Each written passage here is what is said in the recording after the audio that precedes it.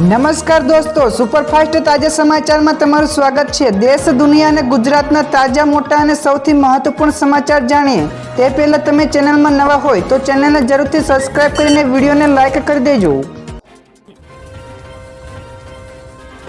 સૌથી પહેલા દોસ્તો આપણે વાત કરીએ તો ગુજરાતીઓને રાહત આપતી આગાહી। અંબાલા પટેલે પોતાની નવી આગાહીમાં જણાવ્યું છે કે 26 મેથી લઈને 4 જૂનની વચ્ચે રોહિણી નામના નક્ષત્રનો વરસાદ થશે, તો આંધી વંટોળ સાથે વરસાદ થતાં ગરમીમાંથી લોકોને રાહત મળશે।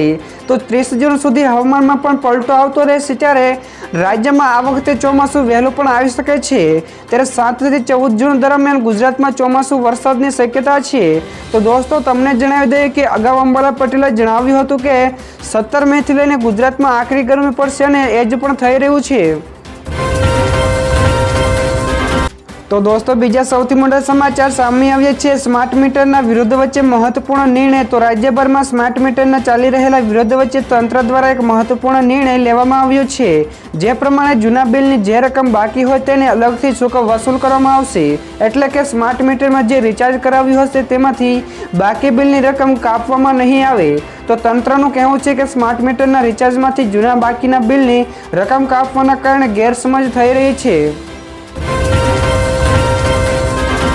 આગળ દોસ્તો વધુ એક સૌથી મોટા સમાચાર મળ્યા છે। બપોરે 12 વાગ્યાથી લઈને 4 વાગ્યા સુધી શૈક્ષણિક કાર્ય બંધ રાખવા માટે કહ્યું તો ગુજરાતના ફેડરેશન ઓફ એકેડેમિક એસોસિએશને એક મોટો નિર્ણય લીધો છે, જે આવી આકરી ગરમી વચ્ચે વિદ્યાર્થીઓના સ્વાસ્થ્ય માટે ખાસ બન્યો છે। તો આવનારા 5 દિવસો દરમિયાન શૈક્ષણિક સંસ્થાઓમાં બપોરે 12 વાગ્યાથી લઈને 4 વાગ્યા સુધી શૈક્ષણિક કાર્ય બંધ રહેશે। તો 5 દિવસ ટ્યુશન ક્લાસીસ પણ બંધ રહેશે। તો નોંધનીય છે કે એસોસિએશનના પ્રમુખ હેમાંગ રાવલે આ જાણકારી આપી છે અને કહ્યું કે સતત વધી રહેલી ગરમીને ધ્યાનમાં રાખતા આ નિર્ણય લેવામાં આવ્યો છે। ત્યાર પછી ફટાફટ દોસ્તો બીજા સૌથી મહત્વપૂર્ણ સમાચાર। ચોમાસાના આગમનથી લઈને વિદાય સુધીની આગાહી। તો વર્ષા વિજ્ઞાનના જાણકાર ધીરજભાઈ પાનસુરિયાએ ગુજરાતના ચોમાસાને લઈને આગાહી કરી છે। તેમની આગાહી પ્રમાણે આ સિઝનમાં 55 ઇંચ જેટલો વરસાદ થવાની શક્યતા છે। તો આ ઉપરાંત આ વર્ષની 14 આની રહેશે, એટલે કે ચોમાસાની શરૂઆત 11 જૂનથી થશે। તો આ વર્ષે પાછોતરા વરસાદ વધારે રહેશે। તો 10 ઓક્ટોબરે ગુજરાતમાંથી ચોમાસું વિદાય લેશે। તો આની સાથે જ તેમને દિવાળી સમયે પણ માવઠું થવાની પણ શક્યતા દર્શાવી છે। ત્યારબાદના દોસ્તો બીજા સૌથી અગત્યના સમાચાર મળ્યા છે। ડીસાથી ડાયરેક્ટ દ્વારકાની બસ, જ્યાં દર્શક મિત્રો બનાસકાંઠા અને ઉત્તર ગુજરાતના લોકો માટે એસટી વિભાગ તરફથી એક ખૂબ જ મહત્વપૂર્ણ સારા સમાચાર મળી આવ્યા છે। તો ભગવાન કાળિયા ઠાકરના દર્શનાર્થે દ્વારકા જવા માટે હવે ડીસાના ઘર આંગણેથી બસ મળી જશે। તો એસટી વિભાગ દ્વારા પહેલીવાર ડીસાથી દ્વારકાની બસ સેવા શરૂ કરી છે। તો ઠાકરના ભક્તો હવે ડીસાથી જ દ્વારકા જવા માટે બસની સુવિધા મળી જશે। તો બસની સેવા ગઈકાલથી શરૂ કરી દેવામાં આવી છે। તો બસ સેવાની માહિતી ધારાસભ્ય પ્રવીણભાઈ માળીએ સોશિયલ મીડિયામાં પણ શેર કરી છે। તો દોસ્તો તમારા માટે દ્વારકા જવા માટેની બસની સેવા બીજા કયા જિલ્લામાં જરૂર છે, ફટાફટ નીચે કોમેન્ટ કરીને જણાવજો। ત્યારબાદના દોસ્તો બીજા સૌથી મહત્વપૂર્ણ સમાચાર। પૈસા નહીં હોય તો પણ કરી શકશો પેમેન્ટ। તો ગૂગલ પે તેના યુઝર્સ માટે સારા સમાચાર લાવ્યું છે। જે લોકો ગૂગલ પેનો ઉપયોગ કરે છે તેમના માટે હવે એક નવું ફીચર્સ આવ્યું છે। તો આ ફીચરની મદદથી તમારા બેંક ખાતામાં પૈસા નહીં હોય તો પણ તમે પેમેન્ટ કરી શકશો। તો ગૂગલ પે દ્વારા બાય નાઉ પે લેટરની સુવિધા આપવામાં આવી રહી છે, જેથી બેંકમાંથી પૈસા કપાવ્યા વિના જ તમે પેમેન્ટ કરી શકશો। ત્યારે આ ફીચર સાથે તમે ઇન્સ્ટોલેશનનો ઓપ્શન પસંદ કરો છો તો તમે ધીરે ધીરે પણ ચૂકવણી કરી શકશો। ત્યારબાદ દોસ્તો બીજા સૌથી મોટા સમાચાર મળ્યા છે। શેરબજારનો નવો record, Nifty all time high ઉપર પહોંચ્યો। તો ચૂંટણીના માહોલ વચ્ચે ભારતીય શેરબજારમાં રેકોર્ડ બ્રેક તેજી જોવા મળી રહી છે। તો ગઈકાલે સેન્સેક્સ બાદ નિફ્ટીએ પણ ઇતિહાસ રચ્યો છે। તો નિફ્ટી પહેલી વખત 23,000નો આંકડો વટાવીને ઓલ ટાઈમ હાઈ લેવલ ઉપર પહોંચ્યો છે। તો આ તરફ બજારમાં ખુલ્યાના 15 મિનિટમાં જ સેન્સેક્સ 75,558ની નવી ટોચે પહોંચ્યો હતો। તો આ તેજીમાં Bajaj Finance, L&T, Tata Steel, State Bank, Wipro, HDFC Bank, Bajaj ફિનવર્સનો મોટો ફાળો છે।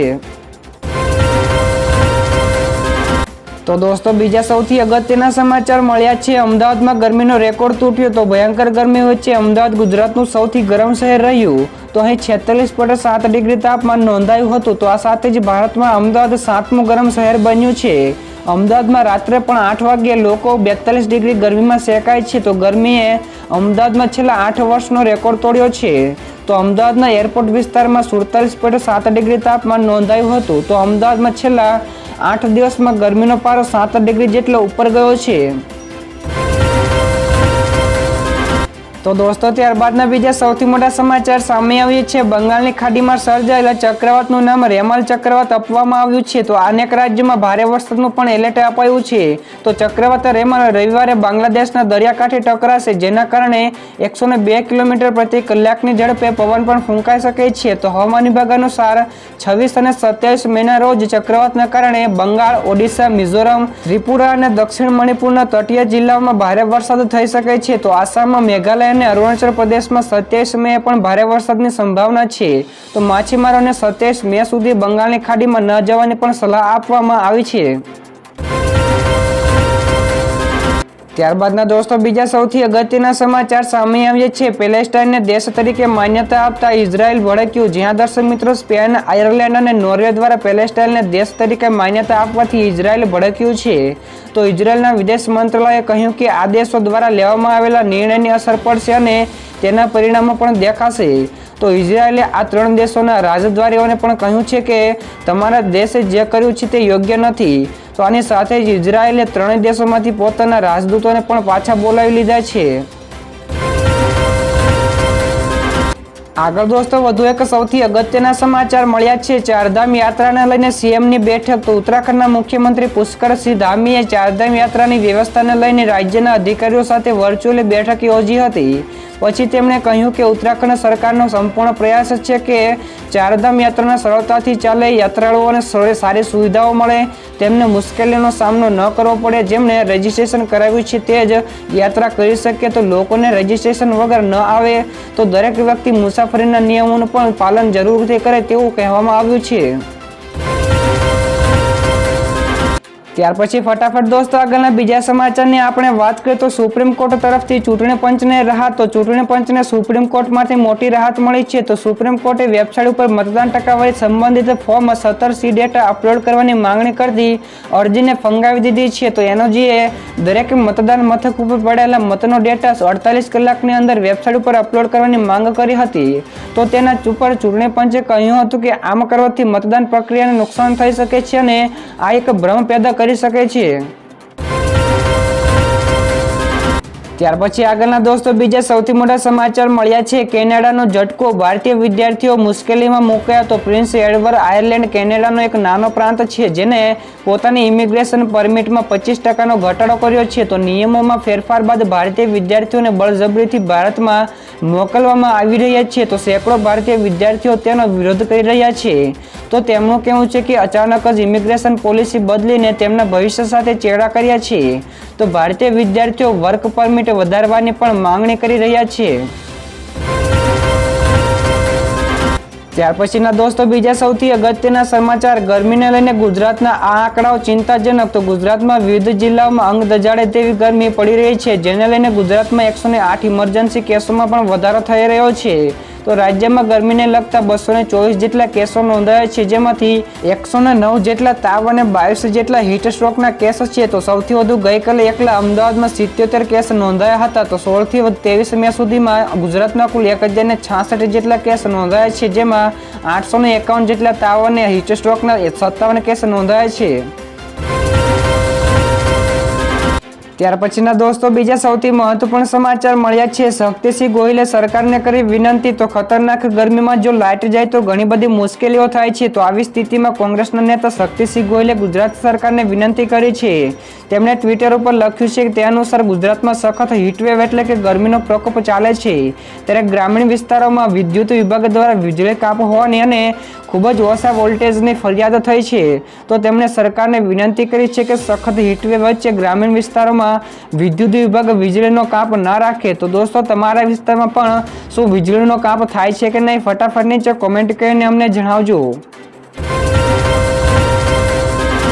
આગળ દોસ્તો બીજા સૌથી મહત્વપૂર્ણ સમાચાર સામે આવ્યા છે। ઓલ ટાઈમ હાઈ બાદ શેર બજાર ફ્લેટ બંધ થયું। જ્યાં દર્શક મિત્રો ગઈકાલે સેન્સેક્સ અને નિફ્ટી એક ઓલ ટાઈમ હાઈની સપાટીને પાર કર્યા બાદ શેર બજાર ફ્લેટ રીતે બંધ થયું હતું। તો આજના ગઈકાલના કારોબારી અંતે BSE સેન્સેક્સમાં 8 પોઈન્ટના મામૂલી ઘટાડા સાથે 75,410 અંક ઉપર બંધ રહ્યો, જ્યારે નેશનલ સ્ટોક એક્સચેન્જ એટલે કે નિફ્ટીનો 11 પોઈન્ટના ઘટાડા સાથે 22,957 પોઈન્ટ ઉપર બંધ થયો હતો. તો મિડ કેપ અને સ્મોલ કેપના શેરોમાં પણ ઉછાળો જોવા મળ્યો હતો, પરંતુ ઉતાર ચઢાવ બાદ મિડ કેપ અને સ્મોલ કેપના ઇન્ડેક્સમાં પણ સપાટ રીતે બંધ થયા હતા. ત્યાર પછી ફટાફટ દોસ્તો આગળના બીજા સૌથી મોટા સમાચાર સામે આવ્યા છે. આમ આદમી પાર્ટીના નેતા ગોપાલ ઇટાલિયાએ કહ્યું કે ભાજપવાળા સ્માર્ટ મીટર નહીં પરંતુ સ્માર્ટ ચીટર લાવ્યા છે. જ્યાં દર્શક મિત્રો ગુજરાતમાં અત્યારે સ્માર્ટ મીટરનો મુદ્દો ચગ્યો છે, તો ઠેર ઠેર લોકો તેનો વિરોધ પણ કરી રહ્યા છે. ત્યારે આમ આદમી પાર્ટીના નેતા ગોપાલ ઇટાલિયાએ સ્માર્ટ મીટરના વિરોધમાં અને આવેદનપત્ર આપ્યું છે અને કહ્યું કે ભાજપવાળા સ્માર્ટ મીટરના નામે સ્માર્ટ ચીટર લઈને આવ્યા છે. ત્યારે પ્રીપેડના નામે એડવાન્સમાં જ કરોડો રૂપિયા ઉઘરાવી લેવામાં આવશે અને આ કરોડો રૂપિયામાંથી ભાજપને ચૂંટણી ફંડ આપવામાં આવશે. તો દોસ્તો ગોપાલ ઇટાલિયાનું આ નિવેદન સાચું છે કે ખોટું, ફટાફટ નીચે અમને કોમેન્ટ કરીને જણાવજો.